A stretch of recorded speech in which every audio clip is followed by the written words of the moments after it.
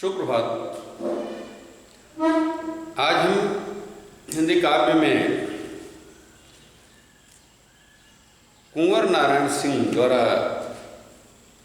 लिखी गई कविताओं को पढ़ेंगे। यहाँ इन्होंने दो शीर्षक दिए हैं।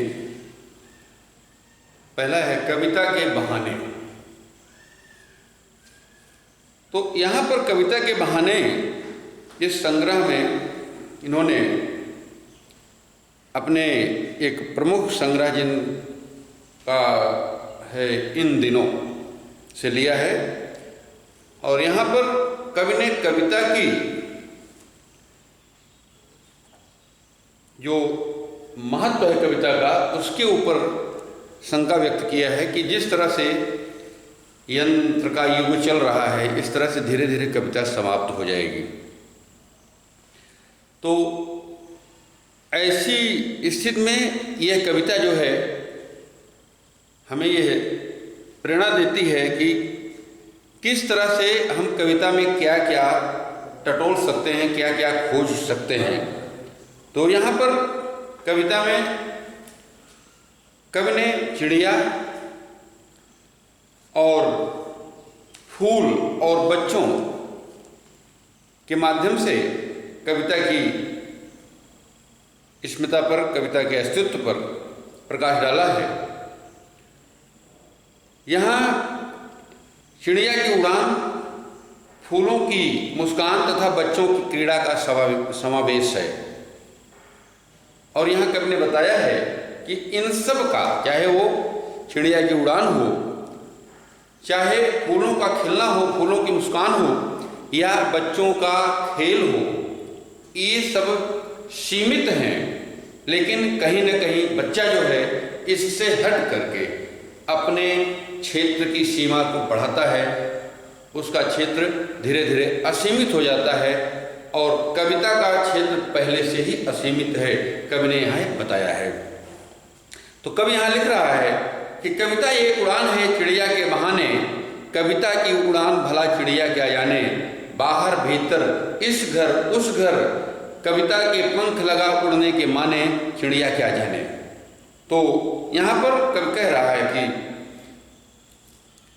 चिड़िया की उड़ान को देख करके, चिड़िया की उड़ान को देख करके कवि जो है नई नई कल्पनाओं को प्रस्तुत कर रहा है। इसमें वह स्वयं भी उड़ान भरती है और नए नए भाव, नए नए विचार, नए नए रंग वो उभर करके सामने लाती है। और फिर कविता की उड़ान भला चिड़िया क्या जाने, कविता की उड़ान इतनी ऊंची होती है कि बेचारी चिड़िया उसका ओर छोर नहीं जान पाती है कि कविता कहाँ तक उड़ सकती है, कविता कहाँ तक फैल सकती है, ये चिड़िया को नहीं पता होता है। कविता का विस्तार जो है चिड़िया की समझ से परे है। कविता का उड़ान भला चिड़िया क्या जाने, कवि यही बता रहा है कि कविता का उड़ान जो है वो चिड़िया की समझ से परे है। कविता सिर्फ घर के भीतर की गतिविधियों पर ही नहीं लिखी जाती। ऐसा कुछ नहीं कि कविता जो कुछ घर में ही घटित हो रहा है उसके ऊपर लिखी जाए, बल्कि कविता बाहर के संसार का भी वर्णन करती है। बाहर के संसार में भी जो कुछ घटित हो रहा है वह उसको भी व्यक्त करती है। और वही बाहर भीतर इस घर उस घर, माने हर घर की कहानी कविता के माध्यम से व्यक्त होती है। हाँ, और इस घर उस घर ना, तो इस घर भी माने हर घर की, इस घर उस घर का मतलब है कि हर घर की कहानी कविता के माध्यम से लिखी जाती है। इसके माध्यम से कवि यह बताना चाहता है कि कविता में घर घर की कहानी का वर्णन होता है। और कविता जो है कल्पना के पंख लगाकर किस तरह हर घर में घूम आती है, यह चिड़िया बेचारी को समझ में नहीं आता, चिड़िया बेचारी को पता नहीं चलता है। और कविता के पंख लगा उड़ने के माने चिड़िया क्या जाने। कहने का वही भाव है कि कविता जिस तरह से उड़ान भरती है, कल्पना के रूप में विचरण करती है, यह चिड़िया बेचारी नहीं समझ पाती है।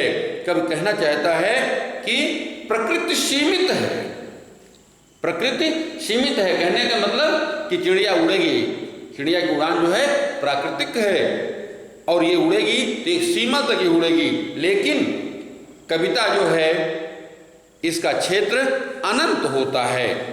कविता अनंत काल तक, अनंत माने किसी भी सीमा से परे होती है। इसी तरह दूसरे पद में देखें, कविता एक खिलना है फूलों के बहाने, कविता का खिलना भला फूल क्या जाने, बाहर भीतर इस घर उस घर, बिना मुरझाए महकने के माने फूल क्या जाने। दूसरे पद में कवि कह रहा है कि खिलते फूलों को देखकर कविता खिलती है। माने अगर कहीं फूल खिला हुआ है तो कविता में जो उसका वर्णन होगा उसी खिले हुए फूल का ही होगा। हाँ, खिलती है, पल्लवित होती है, पुष्पित होती है, माने और उसमें विकास होता है, उसकी सुगंध जो है कविता का विस्तार, कविता का क्षेत्र धीरे धीरे फैलता जाता है और उसमें नए नए भाव उत्पन्न होते हैं, नया नया रंग निखर कर आता है और नया सौंदर्य उसमें भर उठता है कविता में। लेकिन फूल सीमित होते हैं, फूलों की महक भी सीमित होती है, उनका समय भी सीमित होता है। कोई भी फूल किसी एक निश्चित समय तक ही, एक निश्चित सीमा तक ही अपनी सुगंध फैला सकता है। और लेकिन कविता का सुगंध और कविता को सुगंध और सौंदर्य से ये भर देता है और कविता के खिलने को समझ नहीं पाता। इसकी सुगंध से कविता सुगंधित हो जाती है और पल्लवित हो जाती है, लेकिन कविता में जो विकास होता है, कविता जो विकसित होती है, वह फूल नहीं समझ पाता है, क्योंकि उसका बोध जो है सीमित है। और कवि यहाँ फिर लिख रहा है कि बिना मुरझाए महकने के माने फूल क्या जाने। तो कवि बता रहा है कि फूल कभी न कभी, किसी न किसी एक दिन गंध रहित हो जाता है, माने उसकी महक जो है समाप्त हो जाती है, लेकिन कविता बिना मुरझाए महकती रहती है, क्योंकि कविता में कभी भी मुरझाहट नहीं आती है, कविता कभी भी मुरझाती नहीं है। यह भीतर बाहर हर घर द्वार द्वार अपनी भावना को, अपनी सुगंध को बिखराती रहती है, बिखेरती रहती है और यह चीज फूल को पता नहीं होता। वह तो सुगंध से भरना और झड़ जाना ही जानता है। फूल का इतना ही काम है कि वो खुशबू आए, उसमें खिले वो और समय आने पर वो झड़ जाए, उसका पतन हो जाए, खत्म हो जाए। तो कवि इस तरह फूलों के माध्यम से बता रहा है ये फूल की एक निश्चित अवधि है, एक निश्चित सीमा है और कविता जो है अनंत काल तक, एक अनंत क्षेत्र तक अपनी खुशबू को, अपनी गुणवत्ता को बिखेरती रहती है, फैलाती रहती है। इसी में तीसरा एक छोटा सा पद है, कविता खेल है बच्चों के बहाने, बाहर भीतर यह घर वह घर, सब घर एक कर देने के माने बच्चा ही जाने। ठीक है ना। यहाँ पर कविता में भी बच्चों के खेलों को देखकर कवि जो है शब्दों क्रीड़ा करता है, माने बच्चों के खेल को देख करके कवि जो है नई नई कविताओं की रचना करता है, नए नए शब्दों को खोज करता है और उनको ये आकार देता है और वह शब्दों, भावों और विचारों के नए नए खेल खेलता है बच्चों की क्रीड़ा को देख करके। जैसे बच्चे खेलते हुए कभी घर में जाते हैं, कभी बाहर भागते हैं, यही बाहर भीतर, इस घर उस घर, कभी भीतर चले जाते हैं, कभी बाहर आ जाते हैं, कभी इस घर में खेलने लगते हैं, कभी उस घर में खेलने लगते हैं। वे खेलते समय ये नहीं देखते कि ये किसका घर है, अपना है या किसी और का है। वे बिना भेदभाव के सभी घरों में आपस में समान रूप से खेलते हैं। उनके लिए कोई घर दूसरा नहीं होता। वो जहाँ खेल रहे होते हैं वही उस समय उनका अपना घर होता है। और इस तरह से वे खेलते खेलते सभी को अपना बना लेते हैं। जिस समय बच्चे खेल रहे होते हैं उनमें अपने पराये का भेद नहीं रह जाता है, सबको अपना बना लेते हैं। और बच्चों के अनुसार बच्चे जो कहना चाहते हैं कि कवि कर्म भी एक खेल है। बच्चे जिस तरह से खेल रहे हैं उनका मानना है कि कवि जो अपना कर्म कर रहा है, कविता की रचना कर रहा है, वो भी एक खेल ही खेल रहा है। वो है शब्दों का खेल। कवि जो है शब्दों के माध्यम से खेल रहा है और कवि अपने शब्दों के माध्यम से अपने मन के बाहरी संसार के अपने पराये सभी घरों के मनोभावों को पानी देता है। कवि जब संरचना करता है अपने काव्य की तो उसको अपना पराया नहीं देखता, वो सबके लिए समान भाव से ही लिखता है और अपने मनोभावों को पानी देता है। वह सभी को समान मानकर उनकी भावनाओं को व्यक्त करता है। ऐसा नहीं कि अपना है तो कुछ दूसरा लिखेगा, दूसरा है तो कुछ दूसरा लिखेगा। और यही बच्चे भी करते हैं। तो कवि यहाँ बता रहा है कि जिस तरह से कवि अपनी रचना में, अपने शब्दों के खेल में किसी तरह का भेदभाव नहीं करता, उसी तरह से बच्चे भी अपने खेल में खेलते समय किसी को अपना पराया नहीं देखते। वे हर घर को अपना ही घर मानते हैं। इस तरह से कवि ने कविता में कविता के बहाने शीर्षक से यह बताया है कि कविता एक यात्रा है जो चिड़िया के फूल से लेकर के बच्चों के खेल तक है। ठीक है ना। एक और प्रकृति है जो अपना सीमित दायरा लिए हुए है और दूसरी तरफ है बच्चा या कवि जो अपनी सीमाओं को अनंत तक ले जाने की क्षमता रखता है। और दूसरा है बात सीधी थी। बात सीधी थी, इसको कवि ने अपने ही संग्रह कोई दूसरा नहीं से लिया है। इसमें कवि ने कविता के तथ्य को ये बताने का प्रयास किया है कि भाषा सहज होती है, लेकिन जब हम उसको व्यक्त करना चाहते हैं तो किसी न किसी तरह से हम एक दूसरा रूप तैयार करने की कोशिश करते हैं और जिसमें हम उलझते चले जाते हैं। तो यहाँ कवि ने एक पेज के माध्यम से बताया है कि जिस तरह से हर पेज में एक निर्धारित खांचा बना होता है, उसी तरह से कविता में भी भाव व्यक्त करने के लिए कुछ निश्चित शब्द होते हैं जिससे काव्य का सौंदर्य बढ़ जाता है। तो उसी तरह से यहाँ कवि लिख रहा है कि बात सीधी थी, बात सीधी थी, भाषा के चक्कर में जरा टेढ़ी फंस गई। उसे पाने की कोशिश में भाषा को उल्टा पलटा, तोड़ा मरोड़ा, घुमाया फिराया कि बात या तो बने या फिर भाषा से बाहर आए, लेकिन इससे भाषा के साथ साथ बात और भी पेचीदा होती चली गई। तो कवि यहाँ बताना चाहता है कि भाषा की सहजता, भाषा की सरलता होनी चाहिए और जब हमें सीधी बात, सरल शब्दों में कहने का प्रयास करना चाहिए। और जब हम भाषा का प्रदर्शन करना चाहते हैं, माने उसमें कुछ नए शब्द जोड़ना चाहते हैं, तो बात उलझने लगती है। यहाँ तक उलझ जाती है कि धीरे धीरे उलझती ही चली जाती है और भाषा धीरे धीरे जटिल होती जाती है।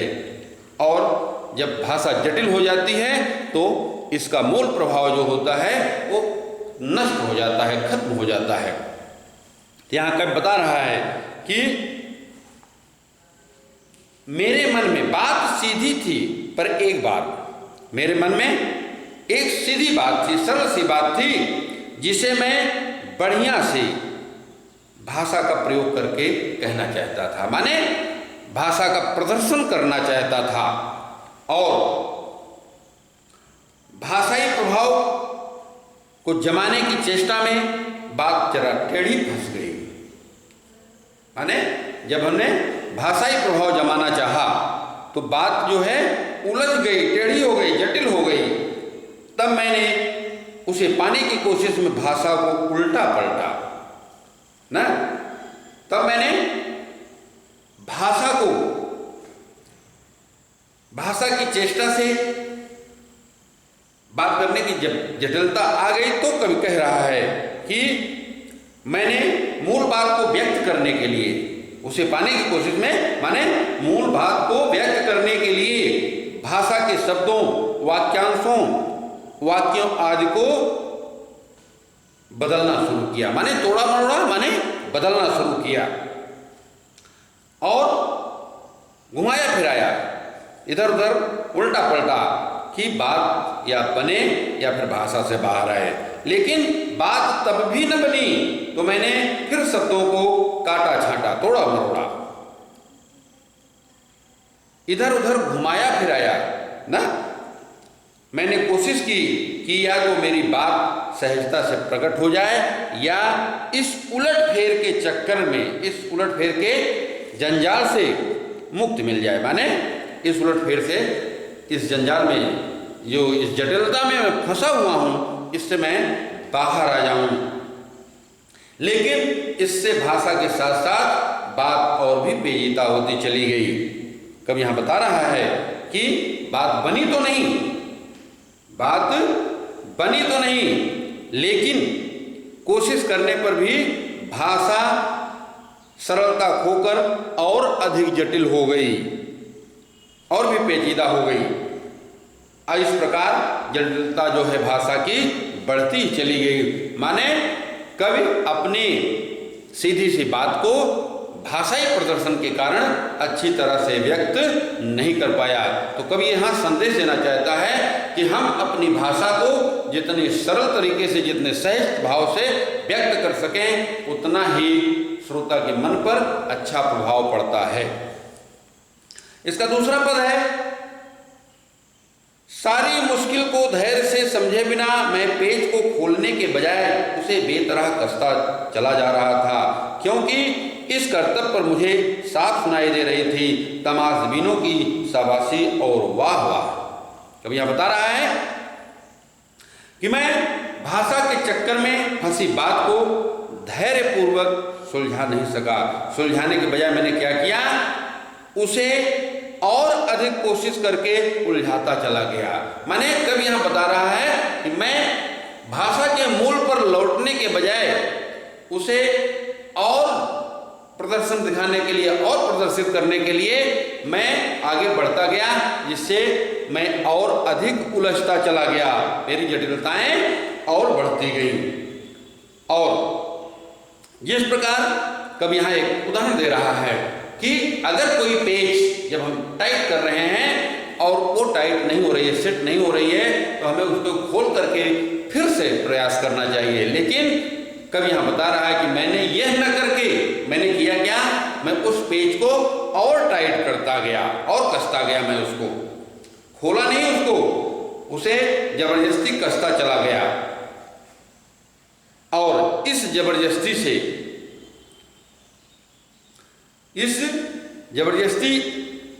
से जो दर्शक लोग थे, जो उसे देख रहे थे, उसकी इस बेवकूफ़ी पर, जब पेज नहीं टाइट हो रहा है और उसको कसने का प्रयास कर रहा है, तो ये उसकी बेवकूफ़ी कही जाएगी। तो कभी बता रहा है कि मेरी बेवकूफ़ी पर लोग वाह वाह कर रहे थे, शाबाशी दे रहे थे। और इसी शाबाशी के चक्कर में, इसी शाबाशी को पाने के चक्कर में मैं उसे और टाइट कर रहा था, घुमा कसता जा रहा था। हाँ, और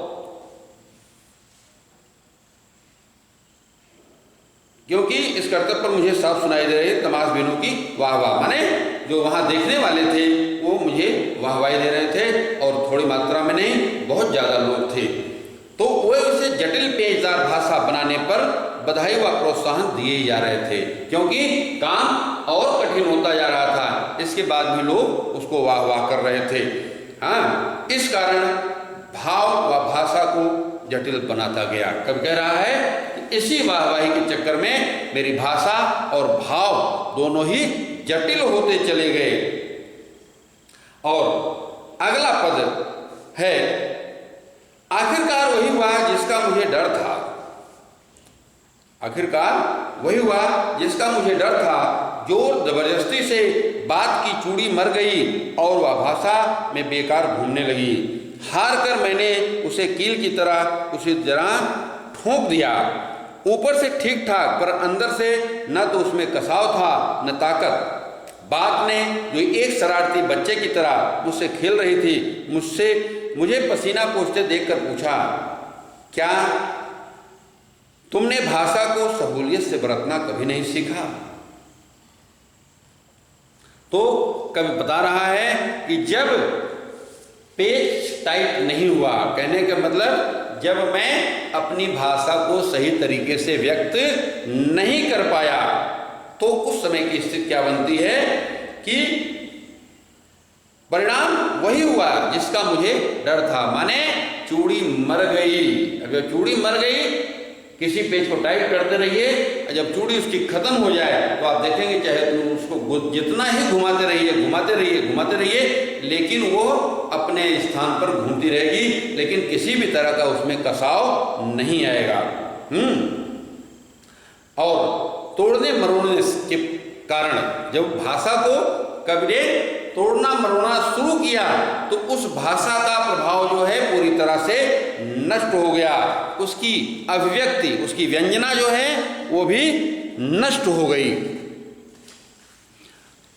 और कवि जो है पूरी तरह से, एक तरह कहा जाए तो कवि नर्वस हो गया। हाँ, उसकी अभिव्यक्ति जो थी कुंठित हो गई, माने अभिव्यक्ति में कुंठा आ गई। माने कहने का कुल मिला के ये बात पूरी तरह से स्पष्ट नहीं हो सकी। हाँ, बेकार घूमने लगी। भाषा भावहीन खेल बनकर रह गई। जिस तरह से कोई खेल खेलते हैं लोग और उसमें कोई भाव नहीं रह जाता, तो लोग खेलते रहे, दर्शक पर कोई भाव नहीं पड़ता है। हाँ, उसी उछल कूद जो भाषा की उछल कूद थी, माने वही घुमाव फिराव था, वही उतना बचा रह गया और मूल भाव उसका जो है नष्ट हो गया। अंत में कवि झल्लाकर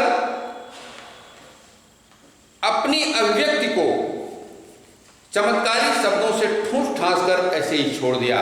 माने जब कवि अपना भाव व्यक्त करने में सफल नहीं हुआ, ये कहा जा सकता है, कवि जब अपना भाव व्यक्त करने में सफल नहीं हुआ तो कुछ नए शब्दों को चमत्कारिक ढंग से वहाँ फिट किया और कविता को, अपनी बात को ज्यों का त्यों छोड़ दिया। तब वह कविता ऊपर से अच्छी भली भांति कविता जैसी दिखने लगी, परंतु आंतरिक अभिव्यक्ति बिखर गई। कहने का मतलब सुंदर शब्द तो उसमें दिखाई दिए, लेकिन उसका भाव जो था वो समाप्त हो चुका था, खत्म हो चुका था। हाँ, दिखाई देने लगी, लेकिन उसकी आंतरिक जो थी, उसका आंतरिक सौंदर्य था, अब उसकी अभिव्यक्ति जो थी, जो भाव व्यक्त होना चाहिए था, वो बिखर गया, उसमें बिखराव आ गया। हाँ, कथन में कोई प्रभाव नहीं रहा और भावों की सघनता जो थी वो नष्ट हो गई और कविता प्रभावहीन हो गई। माने कहने का भाव यह है कि कवि की बात जो थी, कवि जो कहना चाहता है, उसका कोई प्रभाव नहीं रह गया। फिर अंत में लिखता है कि बात ने जो एक शरारती बच्चे की तरह मुझसे खेल रही थी, मुझे पसीना पोंछते देखकर पूछा, क्या तुमने भाषा को सहूलियत से बरतना नहीं सीखा? तब बात ने शरारती बच्चे की तरह कवि से क्रीड़ा करते हुए पूछा, तुम मुझसे खेल खेलते हुए भी व्यर्थ का परिश्रम कर रहे हो। माने तुम्हारे परिश्रम का कोई फल नहीं मिल रहा है। तुम जितना ही परिश्रम कर रहे हो उसका कोई अर्थ नहीं निकल रहा है और अपनी बेवकूफी भरी मेहनत पर पसीना बहा रहे हो। माने प्रयास तो तुम कर रहे हो, तुम्हारे शरीर से पसीना छूट रहा है, लेकिन उसका रिजल्ट क्या है, उसका परिणाम क्या है, शून्य है। तो ऐसा परिश्रम क्यों कर रहे हो? क्या अब तक भाषा को तुमने सरलता, सहजता और सुविधा से प्रयोग करना नहीं सीखा? शब्द जो है, कवि की बात जो है वो कवि पर ही व्यंग कर रही है, बता रही है कि तुम कवि हो और अभी तक भाषा को तुम सहज भाव से प्रयोग करना नहीं सीख पाए, सुविधा अनुसार नहीं कर पा रहे हो उसका प्रयोग। हाँ, नहीं सीखा। अगर तुमने नहीं सीखा तो यह तुम्हारी अयोग्यता है, तुम्हारी अक्षमता है, माने इस तरह से तुम एक सफल कवि नहीं हो सकते हो। तो इस तरह से बच्चों देखा आपने कि बात चाहे कैसी भी हो, हमें ये प्रयास करना चाहिए कि हम अपनी बात को सहज और सरल भाव से व्यक्त करें। Thank you.